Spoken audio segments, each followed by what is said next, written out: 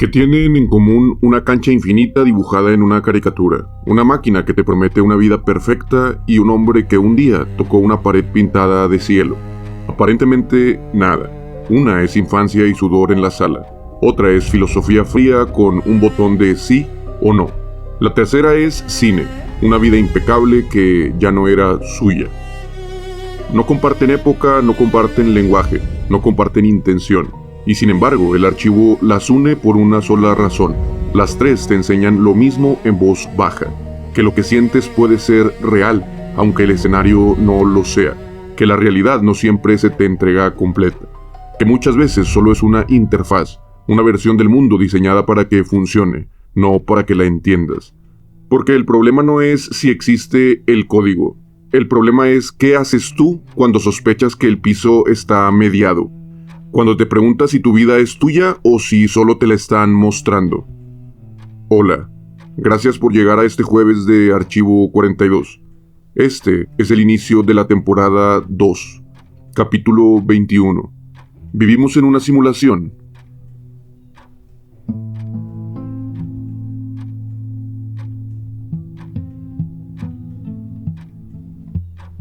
De niño tuve muchas caricaturas favoritas, pero hubo una que me hacía algo raro. Me emocionaba tanto que, aunque estuviera sentado, terminaba casi agotado. Supercampeones tenía esa trampa. La cancha era eterna. Oliver Atom corría como si el mundo se acabara al final de la jugada. El disparo final tardaba siglos, y tú ahí, en la sala, con las manos sudadas, esperando el gol como si dependiera de ti. No era solo una caricatura, era tensión real, era un nudo en el pecho, era esa sensación extraña de que algo que no te está pasando, sí te está pasando. Y lo más raro es que eso no se quedó en la infancia, se quedó en la vida. Años después todavía recuerdas el miedo antes del tiro, la frustración de perder, la euforia del gol, como si hubieras estado ahí, como si una parte de ti hubiera jugado ese partido. Pasó el tiempo y llegó el internet. Como siempre, con una versión oscura del cuento, el mito que se enreda como hiedra en la cultura popular, que Oliver nunca salió de una cama, que todo ocurrió en su mente, que todo fue un sueño, un rumor de esos que se sostienen con dos cosas, cierto morbo y un capítulo perdido que nadie puede enseñar, solo imágenes sueltas.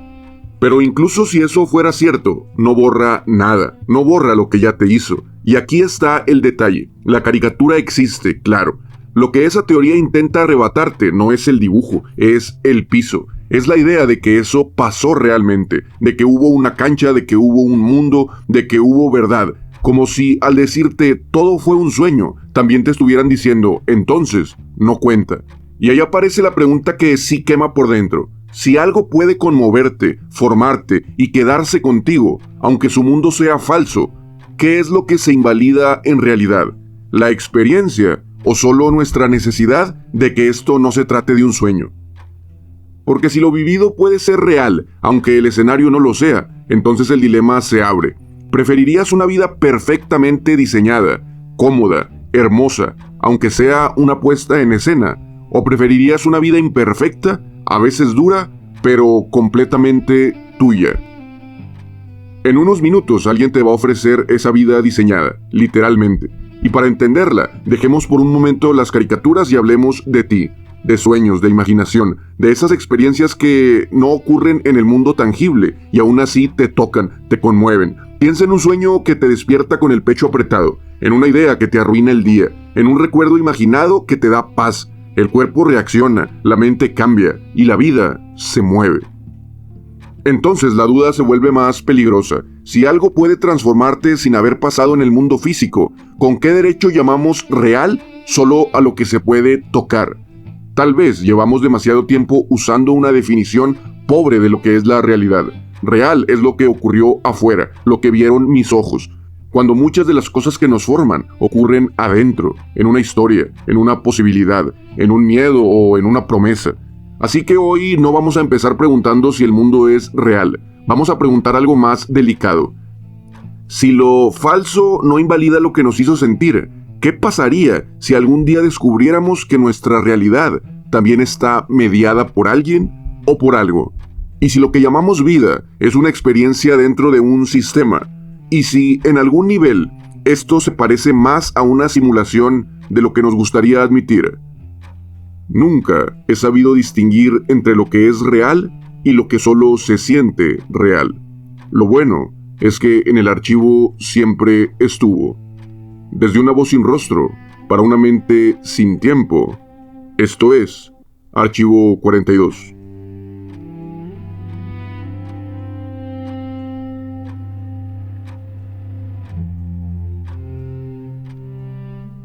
Después del bloque 1 dan ganas de brincar directo a está bien, entonces vivimos en una simulación, pero vámonos con calma. Primero una precisión, porque aquí nos enredamos por una razón simple. La palabra simulación se usa para cosas distintas y el cine nos ha dejado mal acostumbrados.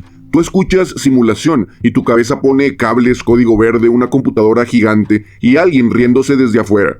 Pero vivir en una simulación no es una sola idea, es un paquete de sospechas. Primero, la versión computacional, la más literal, que este universo sea un sistema generado, un mundo renderizado con reglas que se ejecutan al pie de la letra. Segunda, la versión probabilística. Aquí no necesitas imaginar un villano programado, solo una intuición fría. Si alguna civilización llega a poder crear muchísimas simulaciones de mundos, millones, billones, entonces habría muchísimas más vidas simuladas que las vidas en la realidad base, es decir, habría más simulaciones que la civilización que las creó. Y si hay más copias que originales, la pregunta deja de ser dramática, se convierte en estadística. ¿Qué tan probable es que tú estés en la realidad original o en la realidad base? Tercera sería la versión epistemológica, y esa es la que no requiere computadoras para inquietarte. Lo que dice es que nunca vemos el mundo tal cual es, sino vemos una traducción. Sentidos, cerebro, lenguaje, modelos, una interfaz, nunca el archivo original. Y sí, existen lecturas metafísicas o teológicas donde el sistema no es tecnología, sino orden, intención, diseño. El archivo no viene a predicar nada, pero esa ruta también existe, y por eso la palabra se vuelve algo resbalosa entre las manos. Ahora vamos a lo siguiente, ¿por qué esta pregunta importa hoy y no solo en un salón de filosofía? Porque estamos viviendo dos cosas al mismo tiempo. 1. Ya sabemos fabricar realidades convincentes, voces que no existieron, rostros que nadie filmó, IAs que conversan como si tuvieran intención, mundos digitales persistentes, feeds que te sirven una versión del mundo a tu medida. No es ciencia ficción, es un jueves cualquiera. Y para que te caiga el golpe, cuando muchos de nosotros éramos niños, una computadora era un mueble. Hoy traes en el bolsillo un dispositivo de otro orden de magnitud frente a lo que usábamos originalmente para entrar al internet por primera vez. En poco más de 2 décadas la frontera se movió demasiado. La pregunta no es si podremos simular las cosas mejor, la pregunta es ¿qué tan rápido lo vamos a lograr? 2. Cada vez es más evidente que el acceso a lo real siempre fue limitado. No porque estemos engañados, sino porque así funciona el ser humano. No te llega el universo completo, te llega lo que tu sistema puede procesar. Por eso la metáfora guía de este episodio no es Matrix, es más simple, más cotidiana y por eso más peligrosa. La realidad como una interfaz. Como tu teléfono, por ejemplo. Tú ves los iconos y botones, funcionan, te dejan vivir, pero debajo no ves lo que realmente está pasando, y aún así tomas decisiones con eso.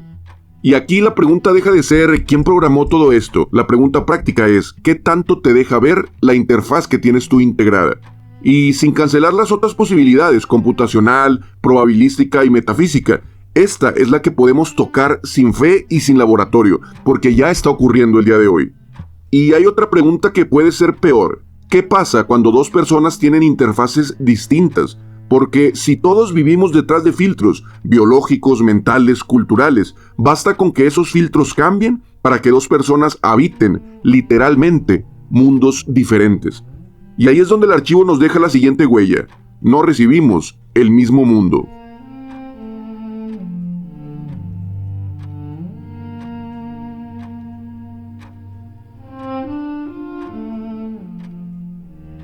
El archivo conserva siempre fragmentos, no te los entrega como una explicación, te los deja caer como huellas. Esta es una de ellas. Cuando decimos realidad, solemos hablar como si fuera un paquete idéntico para todos, un mundo allá afuera, sólido, parejo, y nosotros viéndolo desde nuestro lugar. Pero no funciona así. Dos personas pueden estar en la misma habitación y vivir cosas distintas sin que nadie esté mintiendo. Una escucha el aire acondicionado y ni lo nota. Otra no puede dejar de oírlo como si fuera un taladro constante. Una mira una cara y la ve normal. Otra detecta microgestos, cambios mínimos y entiende el ambiente antes de que alguien siquiera diga una palabra. No es misticismo, es su interfaz. Hay gente que nace sin acceso a ciertos canales, a la vista, al oído, no como una metáfora, como biología pura. Y aún así, su vida es vida, completa, real, solo armada con otro mapa, con otras rutas, con otras señales que aprende a amplificar. Y luego está el otro extremo, personas con una sensibilidad distinta. Hay quien distingue matices que a otros se les mezclan. Hay quien vive sinestesia, sonidos que se sienten como formas, números que tienen color. Y también está lo contrario, el cerebro bajando el volumen de cosas que sí están ahí, porque no le sirven o porque no puede con todo eso. La parte incómoda es esta: nadie recibe el archivo completo. Recibimos una versión recortada, traducida, optimizada para sobrevivir, no para ver la verdad. Y si quieres una imagen más fría, esto es como en un videojuego. El mundo no se te entrega entero, se va mostrando en capas, según tu posición, tus límites, tus atributos. No porque alguien te odie, sino porque el sistema no puede o no necesita mostrártelo todo. Por eso la huella queda marcada así, sin ningún adorno. La realidad nunca se entrega completa, solo se distribuye. Y si esto pasa a nivel biológico, si tu mundo depende del ancho de banda de tu cuerpo y de tu mente, entonces se entiende el giro del episodio. Quizá no necesitamos imaginar un superprogramador para vivir dentro de una simulación. Ya vivimos dentro de una. En el sentido más simple, ser humano es vivir tras una traducción. Ahora viene la pregunta que cambia el tono. Si ya sabes que tu realidad actual te llega filtrada, si te ofrecieran una interfaz perfecta, sin dolor, sin miedo y sin pérdidas, ¿la elegirías?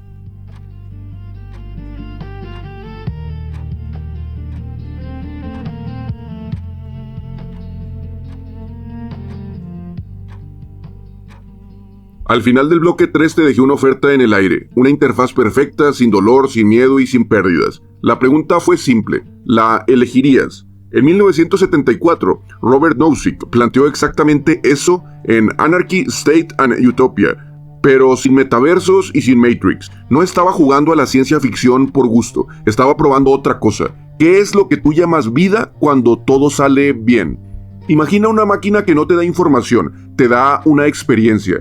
Te conectas y puedes vivir lo que quieras. Amor perfecto, éxito, aventura, calma, todo se siente real desde adentro. Estamos cerca con una realidad virtual, no como algo que imaginas en la noche, sino como algo que recuerdas con el cuerpo. Estuviste ahí y te pasó. Y aquí está la trampa elegante. Mientras estás adentro, no sabes que estás adentro. Para ti, ese mundo sería tu mundo.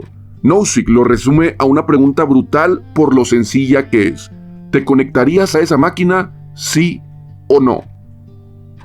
Y lo interesante no es solo la respuesta, sino lo que pasa dentro de ti cuando intentas decidirla. Porque a mucha gente le ocurre algo raro, empieza a dudar, o se descubre diciendo no sin poder explicarlo del todo. No porque la máquina falle, al contrario, porque funcionaría demasiado bien. Ahí es donde Nozick mete el bisturí. Si la vida fuera solo una colección de sensaciones agradables, conectarte sería obvio. Pero su intuición es que buscamos algo más que sentir. Buscamos hacer, buscamos ser, no solo tener la experiencia de ganar, sino ganar de verdad, no solo sentir amor, sino que venga de alguien que puede irse en algún momento. No solo placer, sino un mundo que te pueda decir no. Y aquí se forma el primer criterio de realidad de este episodio. Para muchos lo real no es lo que se siente real, sino lo que te resiste, lo que se queda contigo, con, sin o a pesar de lo que eres. Y ahora, también existe la otra respuesta. Hay quien diría, sí, claro que sí, me conecto, dame la interfaz perfecta y yo no vuelvo a sufrir. Y esa respuesta no es menor. Esa respuesta dice, si el dolor es un error del sistema, ¿por qué tengo que conservarlo? Si puedo editar la vida para que yo no pierda, ¿por qué no hacerlo? En otras palabras, aceptar una realidad diseñada, a cambio de renunciar a vivir en la intemperie. Y entonces la pregunta del bloque 3 regresa, pero ya no como teoría, como un diagnóstico. Si tu realidad ya llega filtrada, ¿qué estás defendiendo cuando dices prefiero estar en lo real? Porque aquí viene el vértigo personal que Nozick deja en la mesa sin decirlo. Si hubiera una máquina capaz de darte una vida completa y tú no pudieras distinguirla, ¿cómo sabes que no estás ya conectado a esa máquina? La respuesta fácil sería porque mi vida no es perfecta, pero eso no prueba que estés afuera, solo prueba que si esto fuera una máquina, no te prometió el paraíso. Tal vez te conectaste para mejorar un poco considerando la situación en la que te encontrabas. Tal vez tu vida imperfecta es, en realidad, la versión optimizada de una vida que era mucho peor. Nadie puede comprobarlo. La intención no es afirmar, es incomodarte. ¿Cómo sabes que tu verdadero yo no está apagado en algún lugar, sostenido por un sistema, mientras tú experimentas esto que estás llamando vida? Y aquí es donde el episodio gira, no porque Nozick demuestre que vivamos en una simulación, sino porque revela algo más. Incluso cuando te ofrecen el paraíso, algo en nosotros pregunta por el precio, no siempre por lógica, a veces por identidad. Pero entonces, ahí viene el segundo golpe, el que va a abrir el resto del capítulo. Si la fricción es lo que te hace confiar que estás en la realidad, ¿qué pasa si la fricción también pudiera programarse? ¿Qué tal si esa es la manera de convencerte de que no estás conectado? Ahí es donde entran dos libros, dos llaves. Una abre el argumento, la otra evita que uses el argumento como anestesia. Acompáñame a hojear esos libros.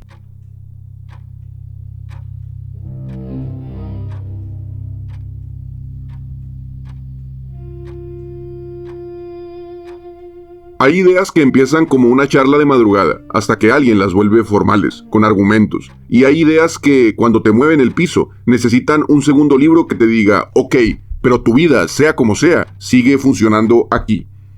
El primer golpe tiene un título propio, Are You Living in a Computer Simulation?, de Nick Bostrom en 2003. Básicamente te pregunta, ¿estás viviendo en una simulación computacional? No es un creo que sí, es una trampa lógica. Si pensamos que el futuro podría producir simulaciones conscientes, entonces Bostrom dice que al menos una de estas tres cosas debe de ser cierta, y el problema es que ninguna te va a dejar tranquilo. La primera salida es nunca llegamos. Casi ninguna civilización alcanza el nivel post-humano, lo suficientemente avanzado como para crear simulaciones detalladas de vidas como la nuestra. No porque no quieran, porque se apagan antes. La humanidad o se destruye o se estanca, o se quiebra por alguna combinación de guerras, colapsos ecológicos, accidentes tecnológicos o simple mala suerte. En esa salida, la explicación de por qué no hay simulaciones no es filosófica, es funeraria. No hubo programadores, porque casi nadie sobrevive lo suficiente para volverse uno. Entonces esto significa extinción. Segunda salida, sí llegamos a lograr esas simulaciones, pero no lo hacemos. La tecnología existe, el poder existe, pero la decisión es no.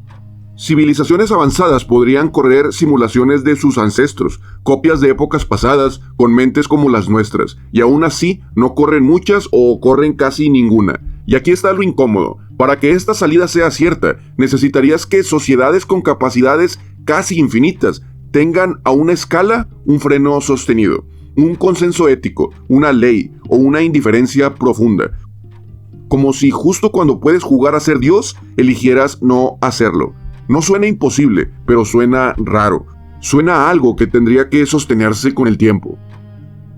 La tercera salida sería, si llegamos y lo hacemos en grande, sin ningún límite. Y esta es la que nos muerde el día de hoy. Si hay civilizaciones capaces y además dispuestas a crear muchísimas simulaciones, entonces habría una cantidad enorme de vidas como esta, corriendo en copias. Y ahí viene el balde de agua fría. Si hay más copias que originales, estadísticamente es más probable que seamos una copia. No porque trate de ser malvado, no porque sea místico, es por densidad, por número, por exceso. Esto no es una sentencia para tu ansiedad, es algo peor. Elige cuál de estas tres incomodidades te parece menos difícil de creer. Elige tu veneno, extinción, un freno sostenido por parte de toda la humanidad o probabilidad de ser una copia.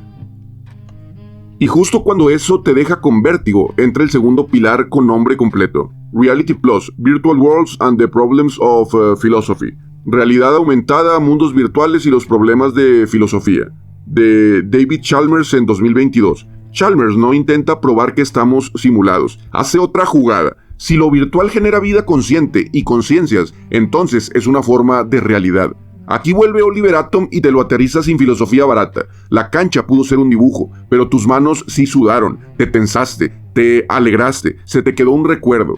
Eso no se deshace porque el fondo sea una animación, o por el mito de que Oliver nunca se levantó de la cama. Lo mismo con cosas actuales. Aprender algo a través de una IA en vez de con un profesor no vuelve falso lo que aprendiste. Cambia el medio, no el efecto. Si entendiste, entendiste. Si mejoraste, mejoraste. Entonces, el bloque anterior, donde se abría la posibilidad de estar conectados a una máquina, se vuelve más incómodo todavía. Bostrom te mete la duda fría. Tal vez la máquina existe. Chalmers te quita la excusa. Aunque exista y aunque estés conectado, lo que haces aquí sigue importando. Uno te empuja hacia la sospecha, el otro te obliga a vivir sin usar la sospecha como anestesia. Y con eso queda listo el siguiente salto, cuando esta idea dejó de ser argumento y se convirtió en una historia donde la simulación no es una pesadilla, es cómoda, es bonita, y aún así, alguien quiere salir de ella.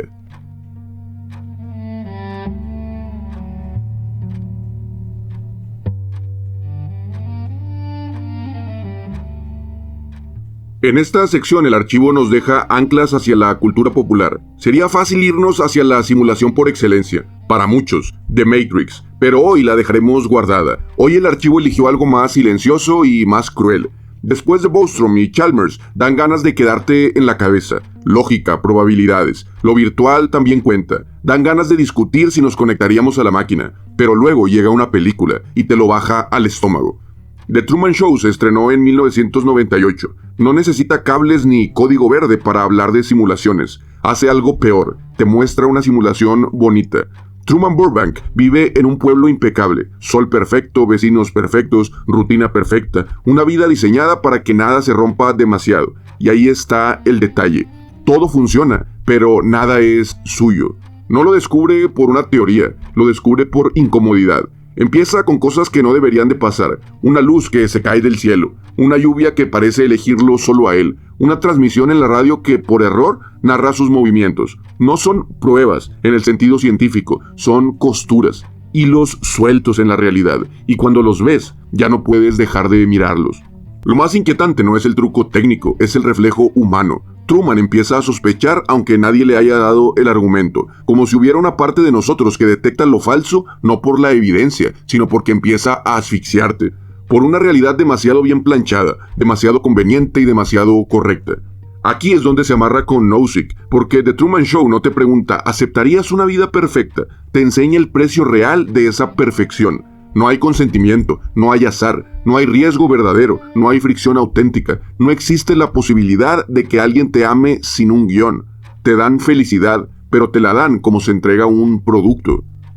Por eso el momento clave no es cuando entiende el truco, es cuando llega al borde, toca la pared pintada de cielo y el creador le ofrece lo mismo que ofrece cualquier sistema bien armado. Quédate, aquí estás seguro. Y Truman elige lo único que nadie puede garantizarle, la intemperie. Y se va con una frase que no suena filosófica, pero pesa como un juicio. In case I don't see you, good afternoon, good evening and good night. Y en español, en la película suele quedar así. Por si no te vuelvo a ver, buenos días, buenas tardes y buenas noches. Y entonces las preguntas de este episodio regresan, pero aún más cerca. Si una simulación cómoda no basta cuando sabes que es falsa, ¿qué pasa cuando no lo sabes? ¿Qué pasa cuando tu interfaz está tan bien hecha que no parece prisión, parece rutina? Y si la interfaz no estuviera diseñada para darte una vida perfecta, sino una vida plausible. No te encierra con perfección, te encierra con posibilidades. Te deja intentar para que parezca tu decisión. Te deja fallar para que parezca tu culpa. Te deja ver la puerta, aunque nunca llegues a alcanzarla. No puedes cambiar tu historia con la facilidad que te prometieron. No se te dan los negocios. No subes de donde naciste o subes solo un peldaño o dos cuando mucho, y con eso ya te sientes satisfecho o satisfecha. No encuentras la felicidad donde juraste que ahí estaba, y si te das cuenta, no puedes escapar de tu realidad. Y si ese fuera el tipo de simulación, la que no se nota porque se parece demasiado a la vida, ¿cómo te darías cuenta?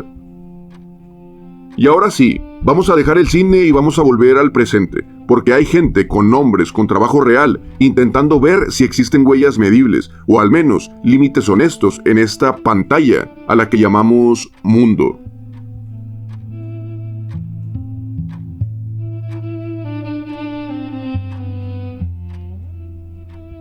Y ahora sí vamos del cine al presente. En The Truman Show, la grieta es una lámpara que se cayó del cielo, algo burdo, algo que no debería de pasar. En la vida real, si existiera una grieta, sería algo peor, porque no se vería como grieta, se vería como estadística, como patrón, como una rareza mínima que solo aparece cuando empujas el universo al límite. Y hoy hay gente que está haciendo exactamente eso, sin túnicas, sin culto y sin códigos verdes, desde 3 frentes distintos. Y lo importante es esto, no han probado la simulación, pero sí han hecho algo más serio, han intentado volverla acotable. Lo primero es buscar resolución. En 2012, Bean, Dabowdi y Savage exploraron una idea fría. Si el universo fuera una simulación numérica con una rejilla subyacente, esa rejilla podría dejar señales en fenómenos extremos. Por ejemplo, en rayos cósmicos de ultra alta energía, como pequeñas rupturas de su simetría. Su aporte no fue encontrar píxeles, fue el encuadre. Si la rejilla fuera relativamente gruesa, ya la habríamos notado. Si existe, tendría que ser brutalmente fina para esconderse. Y aún así, el borde de la energía sería el lugar donde se deberían de buscar esas costuras. Algo que te deja incómodo de esta propuesta es que más del 99% de nosotros nunca vamos a salir de este planeta. Es decir, no sabemos si ahí es donde está el verdadero límite o si solamente nos están mostrando lo que quieren que veamos para mantenernos en esta simulación.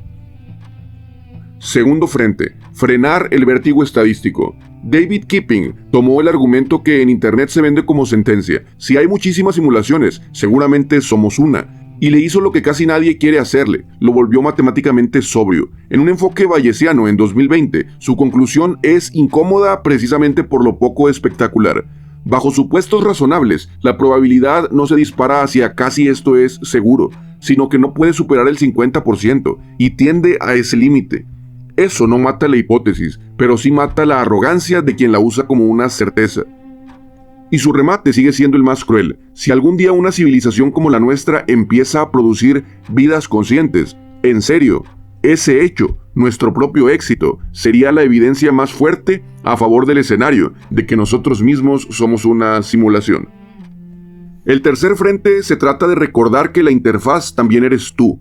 Anil Seth, neurocientífico, no busca grietas en el cielo, te las enseña dentro de tu mente. Su propuesta es simple de decir y difícil de asimilar. La percepción no es una foto del mundo, es una construcción, una alucinación controlada. Su avance no es un truco verbal, es una línea de trabajo donde el cerebro aparece como una máquina predictiva. Apuesta primero, corrige después, renderiza, ajusta y lo hace con señales incompletas, porque no recibe la realidad entera, recibe datos parciales. Eso no prueba una simulación computacional, pero sí prueba el núcleo del episodio. Incluso si existiera un mundo base, tú no lo estás tocando de manera directa. Tocas una versión, tocas tu versión, limitada por tus condiciones biológicas, culturales o del lugar en donde estás.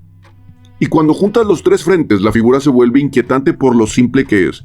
Bean, Dabowdi y Savage te dicen, si hubiera una rejilla, el escondite tendría que ser finísimo, y lo extremo sería el lugar donde se muestra esa cicatriz. Lo inquietante es que sí hay lugares en el universo que no podemos alcanzar a ver. Por ejemplo, el interior de un agujero negro, donde la singularidad existe, pero no sabemos exactamente qué es. Además, solamente observamos una parte del universo, desde lo que llamamos el universo observable. Es decir, no podemos ver la manzana completa, solamente una fracción de ella, que no sabemos qué tan grande es comparado con el resto que no podemos ver. Kipping te dice, la probabilidad no es religión. Con honestidad no te deja gritar, es obvio que estamos en una simulación, pero te dice, si algún día logramos hacer simulaciones conscientes, eso incrementaría muchísimo las posibilidades de que nosotros seamos una simulación. Y Seth te dice, la pantalla no está solo allá afuera, la pantalla está dentro de ti. Tú ya vives en una interfaz que no te deja ver el mundo como es, el mundo completo, el mundo base. Entonces la pregunta cambia de tono. Tal vez nunca encontremos una puerta pintada de cielo, tal vez no haya un glitch épico, tal vez lo único que exista sea esto, gente viviendo realidades distintas con la misma seguridad con la que Truman vivía su rutina, hasta que un día algo deje de encajar. Y aquí el archivo, en lugar de darte una prueba, te va a dejar un cuento, uno corto, uno simbólico, uno que no intenta demostrar nada, pero sí va a dejarte pensando.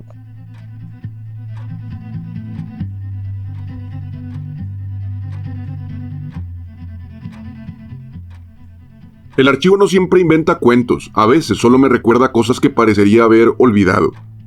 Una vez rescaté un perro de la calle. En la casa estaba bien, seguro, tranquilo, comida, agua, sombra, nadie lo maltrataba. Era feliz y se notaba muchísimo. Pero cada vez que se abría la puerta, se volvía otra cosa, como si la casa fuera una trampa y la calle una promesa. Quiero aclarar que sí lo sacaba a pasear, pero esto era independiente de eso. Se me escapó 5 veces fácil, y yo persiguiéndolo por toda la colonia con esa angustia absurda que solo entiende quien ha corrido detrás de algo que ama y que no se deja salvar. Cuando lo sacaba a caminar, en realidad salíamos a correr. Yo calentaba dentro de la casa y apenas abría la puerta y ya íbamos haciendo un sprint. No era un paseo, era una fuga con una correa. Hasta que un día, mientras yo estaba haciendo estiramientos, mordió la correa, la rompió y de alguna manera empujó la puerta y se fue. Lo seguí y quise alcanzarlo, pero justo frente a la casa, como si el mundo hubiera elegido ese punto para subrayarlo, lo atropelló un carro. Recuerdo que era un Tsuru. El golpe lo lanzó debajo de mi coche y yo solo pensé, pues ya se me fue. Pero no, apenas me vio asomarme, se levantó y volvió a salir corriendo, como si el instinto de salir fuera más fuerte que el instinto de sobrevivir. Se fue hacia la avenida y ahí, lamentablemente, lo alcanzó un camión de ruta. Segundo atropello en menos de 2 minutos. Lo estrelló contra un poste. Yo llegué unos segundos después esperando lo peor. Y lo que pasó después fue lo más raro de todo. El perro se levantó, me miró y sin prisa se regresó caminando conmigo sin correa, buscando la puerta pero ahora para meterse a la casa. Llamé a un amigo veterinario para que lo revisara. Por pura suerte no tenía nada roto y al menos en esa revisión no se notaba un daño interno evidente, solo golpes, dolor y algo nuevo en la mirada. Le di los analgésicos que le recetaron, vivió con calma y con días normales, pero desde ese día nunca volvió a intentar escapar. Y aquí es donde se nos va a borrar la sonrisa del perrito rescatado, porque hay jaulas que no se construyen con barrotes, se construyen con aprendizaje. Mi perro no eligió quedarse en la casa porque por fin entendió que allá adentro estaba mejor. Se quedó porque el mundo le enseñó a golpes que afuera había castigo. Y lo aprendió de la forma más eficiente, una lección tan brutal que le arrancó cualquier impulso de seguirlo intentando. Y entonces ya no estoy hablando de perros, estoy hablando de ti y de mí. ¿Cuántas veces has intentado salir de una rutina, de un trabajo, de un miedo, de una relación, de un lugar que ya no te queda? ¿Cuántas veces intentaste algo distinto, emprender, estudiar, cambiar, mejorar, y la vida te atropelló? ¿Y cuántas veces lo seguiste intentando hasta que un día regresaste caminando, con la cabeza baja y directo a la puerta, pero esta vez para volver a entrar? No porque te convencieran, no porque maduraste, sino porque aprendiste el patrón. Aprendiste que moverte te cobra, que intentar otra vez te expone, que cambiar tu guión tiene un costo real. Y aquí viene el golpe, que el archivo no viene a endulzarte. Hay gente que no se rinde, y eso suena inspirador. Pero también hay gente que un día deja de intentar, no por falta de valor, sino por exceso de golpes. Entonces la duda se vuelve peligrosa. ¿Tu prudencia es sabiduría o es una interfaz que ya te domesticó, que ya te enseñó hasta dónde no puedes cruzar? Guarda esa imagen, porque después de esto, el episodio cambia de color. Ya no se trata de si vivimos en una simulación, sino de cómo una vida puede volverse inescapable sin necesidad de tener paredes.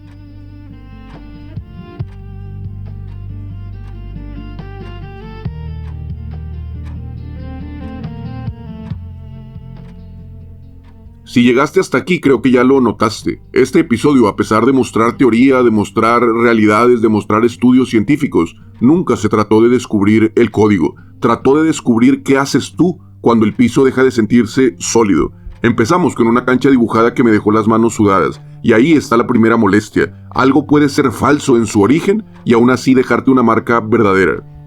Luego abrimos la palabra simulación, como quien abre una caja que ya no se puede cerrar, computacional, probabilística, epistemológica, y se nos quedó pegada la metáfora guía. La realidad puede ser como una interfaz.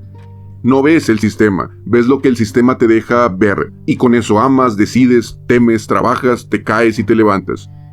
El archivo lo conserva así, nadie recibe el archivo completo. Después, Nozick te ofreció una vida perfecta y no te tranquilizó, te hizo una radiografía. ¿Defiendes lo real porque crees que es la verdad o porque quieres sentir esa fricción? Bostrom te encerró con 3 puertas y ninguna te daba una salida limpia. Chalmers entonces te quitó el escondite. Aunque el escenario sea mediado, aunque estés dentro de esa máquina, lo que haces aquí sigue contando. Y entonces llegó Truman para recordarte algo incómodo. No siempre buscas una felicidad y perfección. Buscas consentimiento, que tu vida sea tuya, que no esté escrita para ti. Por último llegó el cuento de mi perro y terminó de oscurecer este episodio. Porque hay simulaciones que no necesitan perfección. Les basta con una cosa: entrenarte, volverte predecible, hacer que confundas prudencia con resignación, que llames realidad al patrón de golpes que ya te domesticó, y hasta le des las gracias por haberte enseñado. Así que la pregunta final no es: ¿vivimos en una simulación? La pregunta final, la que sí muerde, la que sí cala, es esta: si tu realidad siempre llega filtrada, ¿quién decide qué es lo que haces con ese filtro? ¿La interfaz o tú? Y si no puedes saber si estás conectado a esta máquina o si existe un afuera de esta vida, al menos puedes decidir lo siguiente: si tu vida se vuelve una rutina que se siente inevitable, o una búsqueda que, aunque no encuentre grietas y no encuentre salidas, se niega a vivir con anestesia, se niega a dejar de intentar. Porque quizá la verdad no sea una puerta pintada de cielo, quizá la verdad sea algo más pequeño y más humano: darte cuenta del momento exacto en el que el sistema te quiso mantener quieto, y aún así elegiste moverte. Y aquí viene lo siguiente: si algo de esto te hizo ruido, por favor no lo dejes en silencio.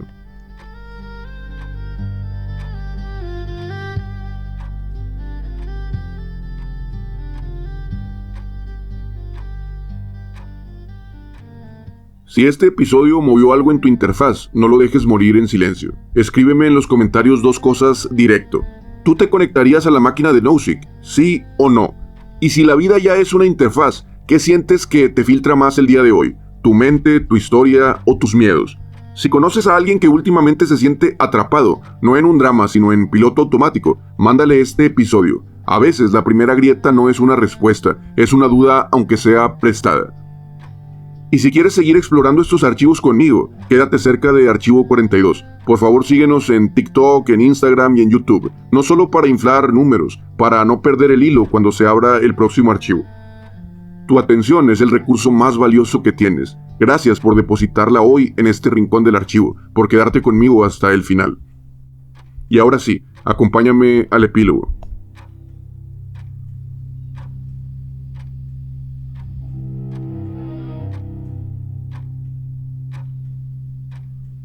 Llegamos al final de este archivo y si vienes buscando una sentencia, si somos código o no somos carne, aquí no la vas a encontrar. No porque el tema no importe, sino porque una certeza total en un tema así casi siempre es una interfaz disfrazada, un filtro nuevo para mirar el mundo y dejar de mirar más hondo.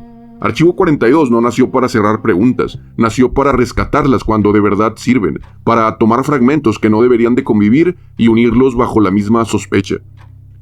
Hoy no demostramos quizá nada del código, demostramos otra cosa: que lo vivido no se evapora solo porque el fondo sea mediado, que si esto es base o copia, igual te duele, igual te hace sentir, igual eliges, igual pierdes, igual puedes volverte predecible o recuperar el consentimiento sobre tu vida y volver a empezar a actuar a pesar de las veces que te han atropellado. Porque si algún día resultara que esto era una simulación, lo verdaderamente trágico no sería ser una copia, sería vivir como si no importaras. Y si resulta que esto es completamente real, entonces con más razón, nunca hay que dejar de intentarlo. Así que me voy a ir dejándote una sola pregunta para que te acompañe cuando se apague este episodio. ¿Dónde exactamente tu vida empezó a sentirse programada? ¿Y cuál sería un acto pequeño, humano y real para volver a empezar a vivir de verdad? Archivo 42, donde las grietas de la vida nos recuerdan la realidad.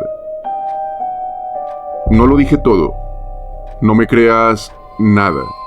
No sé si este archivo era para abrirse el día de hoy, pero guárdalo cerca, por si mañana lo necesitas. Nos escuchamos en el próximo archivo.